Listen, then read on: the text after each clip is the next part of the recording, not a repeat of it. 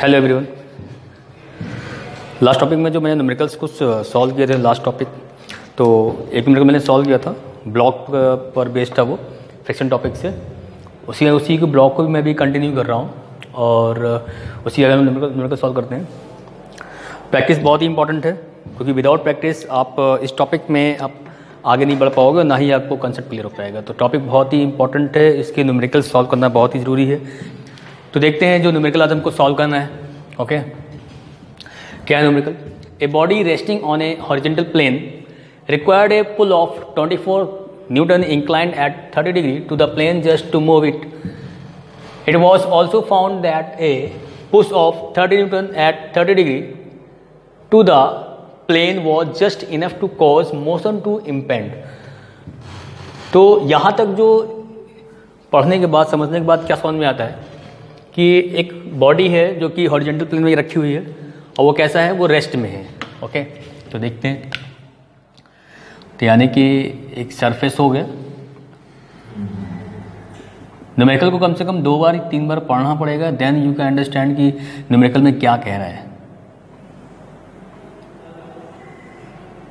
तो यहाँ पर एक बॉडी है जो कि हॉरिजॉन्टल प्लेन पे रखा हुआ है और बॉडी क्या है, रेस्ट में है।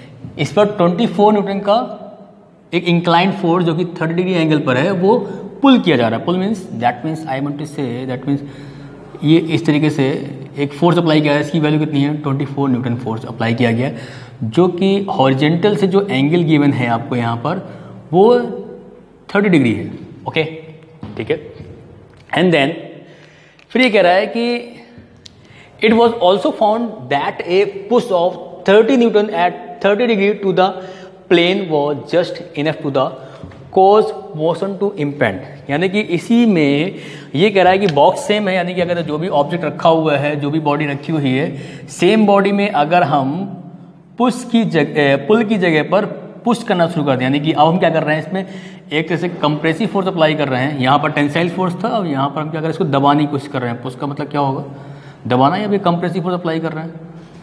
अब यहाँ पर जो कंप्रेसिव फोर्स अप्लाई कर रहे हैं उसका एंगल भी आपको हॉरिजॉन्टल से कितना दिया हुआ है? 30 डिग्री। बस क्या हो जाएगा, डायरेक्शन चेंज हो जाएगी।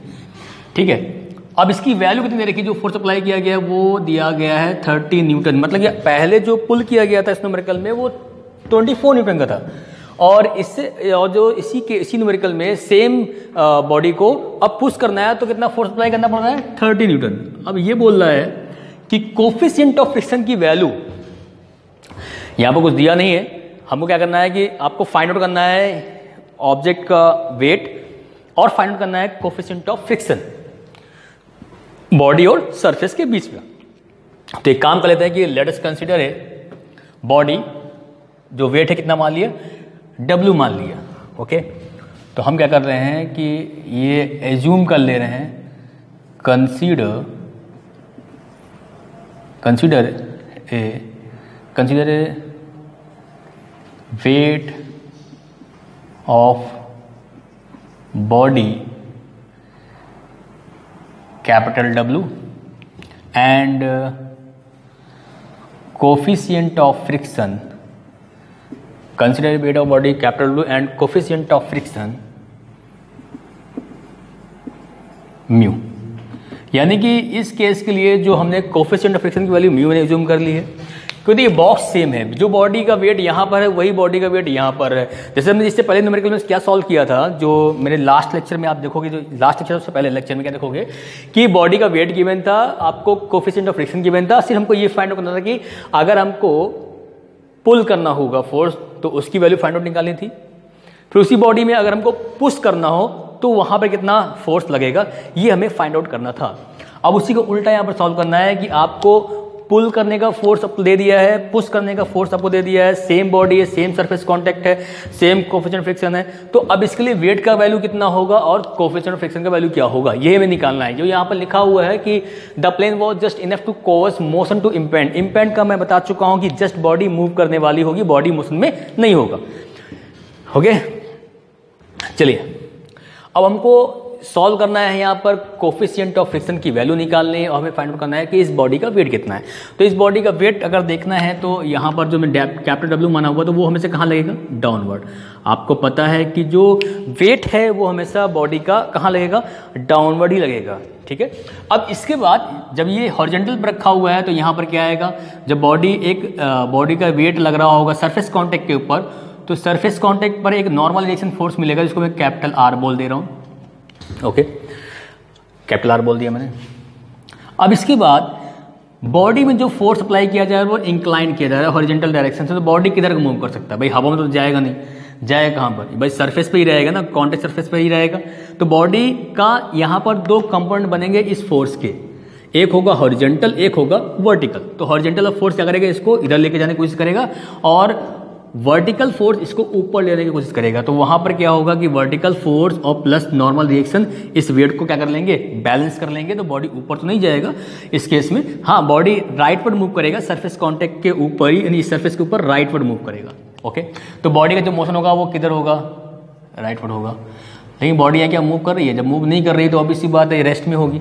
हाँ, इस फोर्स के ऊपर जब फोर्स अप्लाई कर दोगे तो बॉडी मूव कर जाएगी। इंपेंडिंग मोशन का मतलब क्या होता है, मोशन टू इंपेंड का मतलब यहाँ पर क्या है कि उतना ही फोर्स अप्लाई किया गया, इसके बाद अगर बॉडी पर फोर्स अप्लाई कर दिया जाएगा तो बॉडी क्या कर जाएगी, मोशन में आ जाएगी।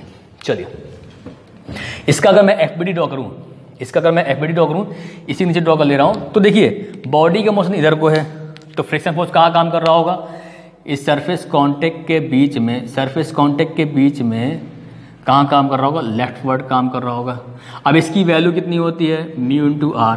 भाई फ्रिक्शन का फॉर्मूला जो है निकालने का वो क्या होता है, friction force it is equal to coefficient of friction and multiply by normal reaction, या the product value of coefficient of friction and normal reaction it is equal to friction force. अब यहाँ पर हम ऑब्वियस सी बात है कि इसको हम सॉल्व करते हैं, तो यहाँ पर जब एफपीडी ड्रॉ करना होगा तो हम क्या करेंगे, इसको थोड़ा सा करते हैं एक्सिस पे डाल देते हैं, इसको मैं वाई एक्सिस पर और एक्स एक्सिस पे ड्रॉ कर रहा हूँ। तो देखो ये फोर्स अगर मैं इसी को यहाँ पर ले आऊँ तो यानी कि मैं इसको इस तरीके से ड्रॉ कर सकता हूँ। तो यहाँ पर ये हो जाएगा 24 न्यूटन का फोर्स। अपवर्ड डायरेक्शन में नॉर्मल रिएक्शन है, डाउनवर्ड डायरेक्शन में इसका वेट है, लेफ्टवर्ड डायरेक्शन में क्या हो जाएगा, आपका फ्रिक्शन फोर्स है।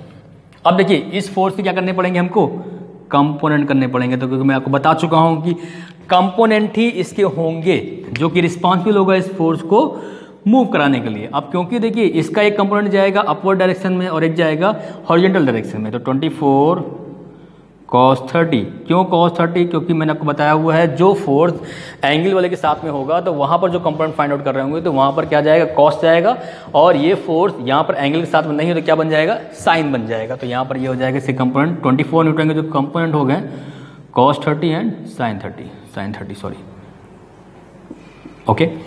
अब जब आपने इसे कंपोनेंट कर दिए हैं तो फिर इसको निकलने की जरूरत नहीं है, इसको हटा सकते हैं हम। जब कंपोनेंट कर दिए तो इसको हटा सकते हैं, अब कोई दिक्कत नहीं। अब देखिए यहाँ पर क्या है, मैंने बोला है इम्पेंडिंग मोशन, या फिर बोला कि motion to impend, that means body move नहीं कर रहा है, बस जस्ट मूव करने वाला है। तो बॉडी क्या है, रेस्ट में है। तो जब बॉडी रेस्ट में है तो ऑब्वियस सी बात है यहाँ पर हमें एक चीज़ ध्यान रखनी पड़ेगी कि ये बॉडी क्या होगी, इक्विलिब्रियम में होगी, क्योंकि जितने भी इसमें फोर्स लग रहे होंगे उसका जो रिजल्टेंट फोर्स आएगा उसका क्या रहेगा, जीरो रहेगा। मतलब कहने का ये है जब बॉडी मोशन में नहीं है, रेस्ट में, तो जितने भी उस पर फोर्स लग रहे होंगे उनका जो समेशन होगा वो क्या होगा, जीरो, या बोल सकते हैं उसका रिजल्टेंट क्या होगा, जीरो। तो दैट मीन्स यहाँ पर हमें क्या करना होगा, हॉरिजॉन्टल फोर्स को फाइंड आउट करेंगे तो हॉरिजॉन्टल फोर्स का जो समेशन होगा वो भी जीरो होगा, वर्टिकल फोर्स का जो समेशन होगा वो भी जीरो होगा, ठीक है। और जब समेशन जीरो हुआ यानी कि सिग्मा एफ एक्स जीरो हुआ, सिग्मा एफ वाई जीरो हुआ, तो रिजल्टेंट में क्या होगा, जीरो होगा। तो यहाँ पर हम कंसेप्ट अप्लाई करेंगे sigma F x it is equal to zero. इस कंसेप्ट का यूज करके मैं यहाँ पर सिग्मा एफ एक्स यानी कि, अब देखो माइनस एफ क्यों लिखा, ये आपका लेफ्टवर्ड था, और प्लस 24 cos 30 मतलब ये प्लस क्यों लिखा, क्योंकि राइट वर्ड है, इक्वल क्या हो जाएगा, जीरो हो जाएगा। तो यहाँ से अगर मैं फ्रिक्शन फोर्स इक्वल टू लिखूँ, अगर मैं यहाँ पर friction force it is equal लिखूँ तो ये माइनस है, उधर जाएगा 24 cos 30 हो जाएगा। अब ये नेगेटिव क्या हो जाएगा, कैंसिल हो जाएगा। तो हम सकते हैं F it is equal to 24 cos 30। अब देखिए आपको एक बात पता है बहुत अच्छे से, फ्रिक्शन फोर्स की वैल्यू कितनी होती है, म्यू इंटू आर होता है, वो मैं यहाँ पर पुट कर देता हूँ। तो mu into R it is equal to 24 cos 30। This is the equation first, इसको मैंने इक्वेशन फर्स्ट मान लिया। ओके अब देखिए वर्टिकल फोर्स को हम क्या करते हैं, फाइंड आउट करते हैं। जब बॉडी इक्विलिब्रियम में है तो हम ये बात कह पाएंगे कि वर्टिकल फोर्स का जो समेशन होगा वो भी क्या होगा, जीरो होगा।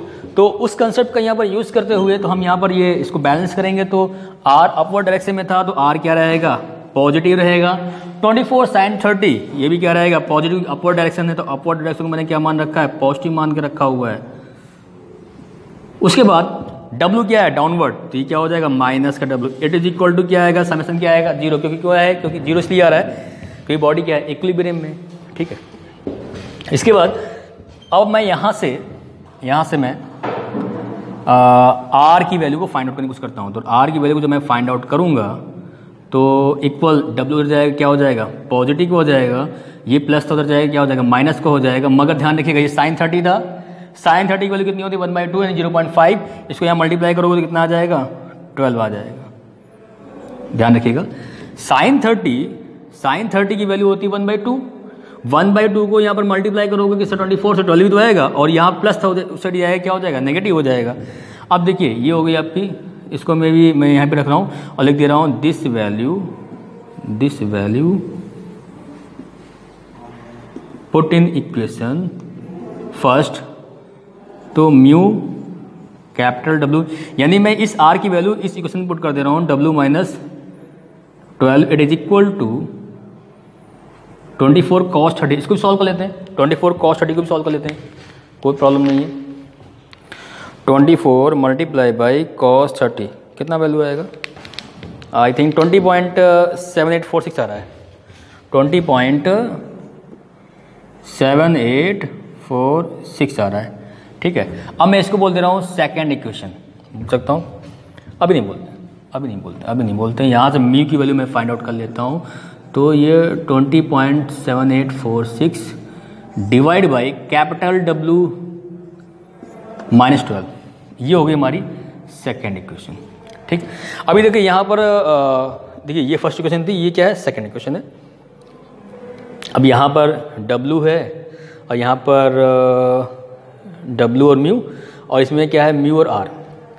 तो हमें तो ना ही R पता है, ना ही W पता है, ना ही म्यू पता है। तो अभी यहाँ पर होल्ड कर लेते हैं। ठीक है, तो यानी सेकंड क्वेश्चन को मैं होल्ड कर ले रहा हूँ। ठीक है, यहाँ तक क्वेश्चन मैंने सॉल्व कर लिया। अब एक काम करते हैं, जो हमने सेकंड केस था हमारे लिए कि ये ऑब्जेक्ट क्या है आपका, पुश किया जा रहा है, इसमें जो फोर्स अप्लाई किया जा रहा है वो पुश किया जा रहा है, यानी कि इसमें कंप्रेसिव फोर्स अप्लाई किया जा रहा है एक तरह से। तो अगर मैं इस पर वेट की वैल्यू को देखूँ तो क्या हो जाएगा, कैपिटल W हो जाएगा। यहाँ पर भी नॉर्मल रिएक्शन क्या होगा, कैपिटल R होगा। वेट तो सेम है ना। अगर मैं यहाँ पर फ्रिक्शन फोर्स की बात करूँ,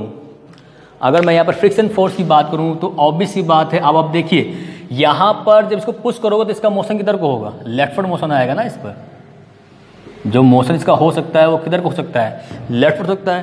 तो फ्रिक्शन फोर्स की जो वैल्यू है उसकी डायरेक्शन किधर को होगी, राइटवर्ड होगी। ऑब्वियस बात है, इस कॉन्टेक्ट सरफेस के बीच में यहाँ पे फ्रिक्शन लग रहा होगा, जिसकी वैल्यू क्या होगी, डायरेक्शन क्या होगी, राइटवर्ड होगा। तो यहाँ मैं लिख रहा हूँ फ्रिक्शन फोर्स जो कि इक्वल होगा म्यू इंटू R के।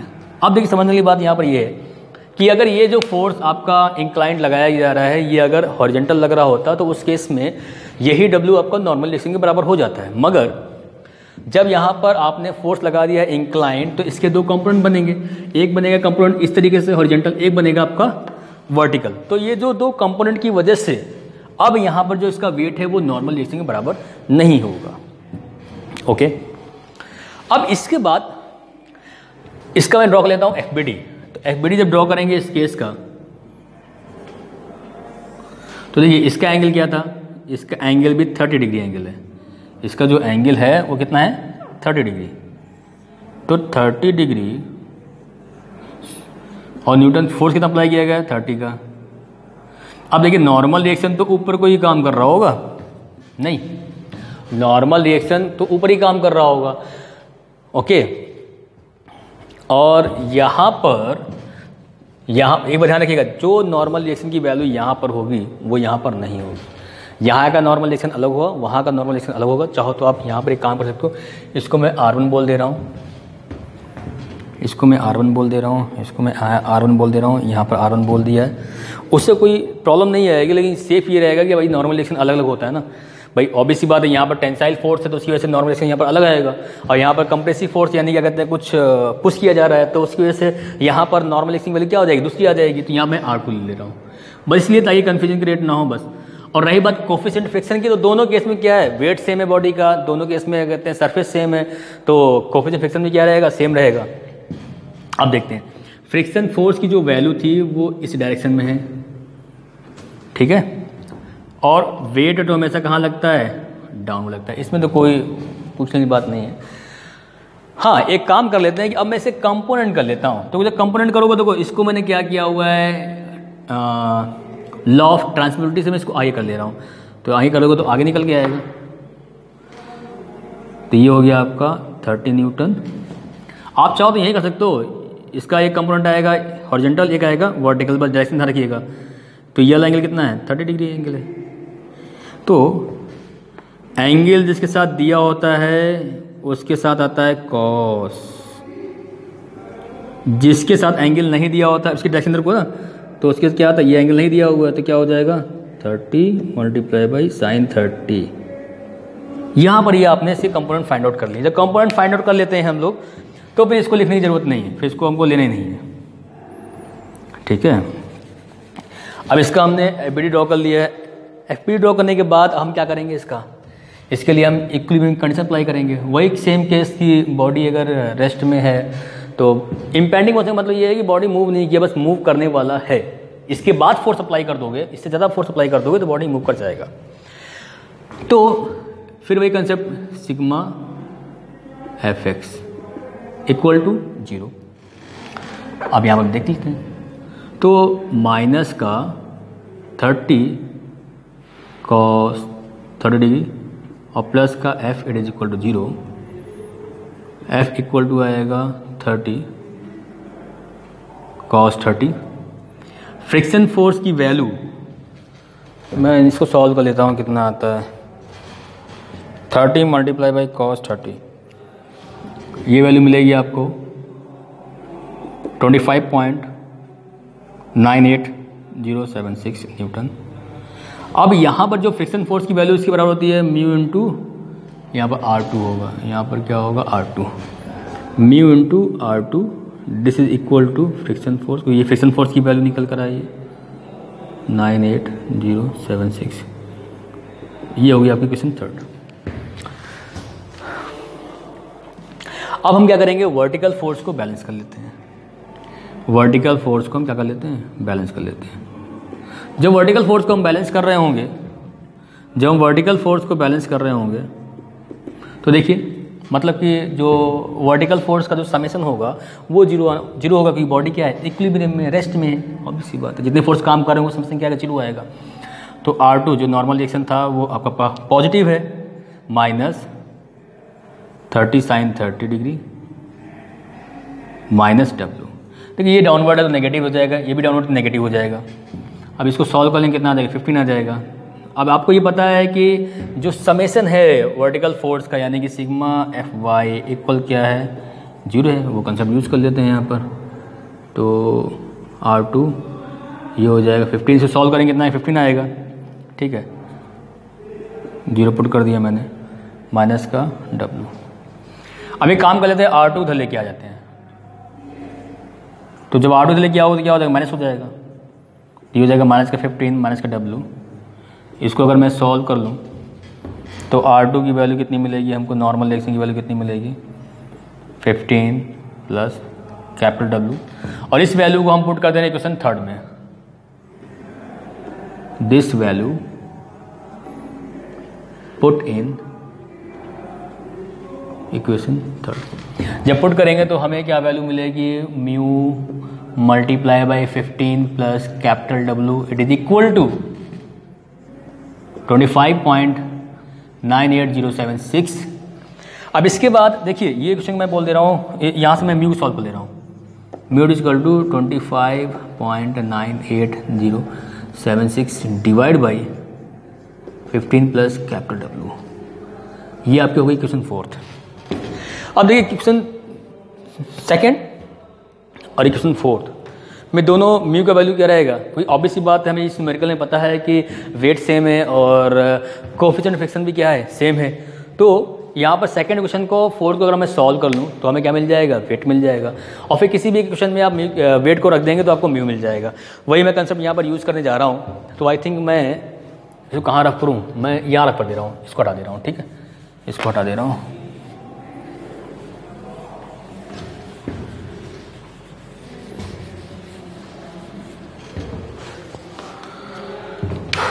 तो यहाँ पर ध्यान रखिएगा इस बात को, ठीक है। From equation second and fourth, ठीक है। तो दोनों केस में क्या है, सेकंड और फोर्थ में म्यू का वैल्यू सेम है। तो म्यू की वैल्यू सेम है, दोनों म्यू क्या हो जाएंगे, सेम हो जाएंगे। तो दोनों की म्यू की वैल्यू मैं इक्वल कर दे रहा हूँ। तो 20.7846 divide by capital W minus 12 it is equal to, भाई म्यू यहाँ पर भी है, म्यू यहाँ पर भी, दोनों इक्वल है तो इक्वल कर दे रहा हूँ। सेम है भाई, सेम कर दे रहा हूँ। 25.98076 डिवाइड बाई डब्ल्यू 15 लिख दे रहा हूँ, कोई दिक्कत नहीं उससे। 15 प्लस डब्ल्यू था, उससे कोई फर्क नहीं पड़ता। इसको मैं क्रॉस मल्टीप्लाई कर दे रहा हूँ। जब आप क्रॉस मल्टीप्लाई करेंगे तो क्या आएगा, 20.7846 कैपिटल डब्ल्यू प्लस, जब इसको मल्टीप्लाई करेंगे तो क्या आएगा, 20.7846 मल्टीप्लाई बाई 15, तो ये आएगा 311.769 it is equal to 25.98076 W minus, तो 25.98076 मल्टीप्लाई बाई 12। यहाँ पर जो लिख पाएंगे हम वैल्यू 311.7691 चलो 9 लिख लेते हैं, यहाँ लिखते हैं यहाँ तक, ठीक है। अब देखिए एक काम कर लेते हैं, इसको इधर लेकर आएंगे तो क्या हो जाएगा, नेगेटिव हो जाएगा। एक काम कर लेते हैं, इसको इधर लेके आते हैं, इसको लेके जाते हैं। यानी कि मैं ये कह रहा हूँ कि 25 में से सब्ट्रैक्ट करेंगे तो नेगेटिव आएगा, इधर आएगा तो क्या हो जाएगा, नेगेटिव हो जाएगा। तो 25.98076 में से हम सब्ट्रैक्ट करेंगे 20.7846। इस वैल्यू को मैं इधर लेफ्ट में लेके आ रहा हूँ तो ये वैल्यू नेगेटिव भी हो जाएगी, इसको इधर लेकर आएंगे नेगेटिव हो जाएगा। और नेगेटिव में से ये प्लस का सब्ट्रैक्ट करोगे तो वैल्यू क्या आएगी, नेगेटिव, क्योंकि ये वैल्यू ज़्यादा थी। आएगा कितना, 5.19616 डब्ल्यू, और ये वैल्यू सेम है। तो जब ये उधर जाएगा तो क्या हो जाएगा, नेगेटिव का, तो नेगेटिव नेगेटिव क्या हो जाएगा, पॉजिटिव हो जाएगा। तो 311.769 मल्टीप्लाई बाई, तो ऐड करो कितना आएगा, 623538। नेगेटिव नेगेटिव क्या हो जाएगा, कैंसिल हो जाएगा। तो यहाँ से कैपिटल डब्ल्यू का वैल्यू जो मिलेगा हमको डिवाइड बाई 5.19616 119.99, अब मतलब कहने का मतलब ये है कि नियर अबाउट 120 के न्यूटन के। ये आपको वेट मिल गया। वेट में निकालने के बाद आपको कोएफिशिएंट ऑफ फ्रिक्शन निकालना था। तो आप एक काम करिए, किसी भी क्वेश्चन में मतलब यहाँ पर ये है कि आप सेकंड में रख लीजिए या फोर्थ में रख लीजिए, आपको क्या मिल जाएगा, कोएफिशिएंट ऑफ फ्रिक्शन की वैल्यू मिल जाएगी। तो मैं यहाँ लिख दे रहा हूँ, द वैल्यू ऑफ W